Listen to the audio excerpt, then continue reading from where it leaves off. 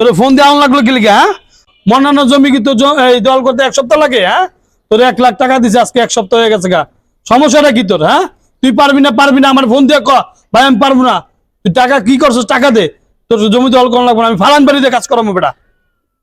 এই ভাই, আপনার লোকজন দেখে কি আপনার কলজা বড় হয়ে গেছে গা? সুমন কিন্তু আপনার কামলা, আর কেমন কামলা আপনি কিন্তু জানেন ভাই। এই মন্নানের জমি দখল কেউ করতে দিব না, আপনিও করতে পারবেন না। এই মন্নানের জমি যেমন আছে এমনই থাকবো। আর এটা যদি ভাই আপনি দখল করতে যান, আপনি আলামিন, আমি কিন্তু চিনবো না ভাই। এই বেটা, এই তুই কার সামনে কথা কস? তোর কি চোখকে লাগে না মানুষ? হ্যাঁ, কলজাটা চিপ দিয়ে ভাই গেলাম, চিনস?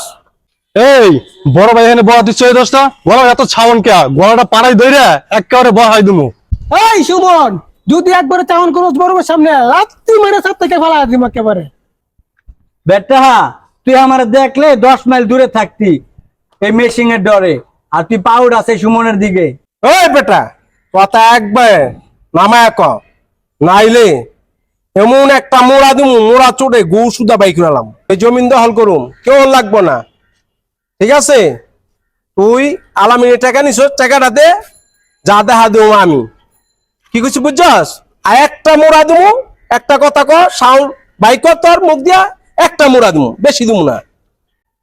আরে ভাই, বহুত মুরাইছেন, মুরানোর দিন ভুলা যান। এই জমির দিকে তাকাইবেন না ফালান ভাই, একদম খায়ালামু ভাই।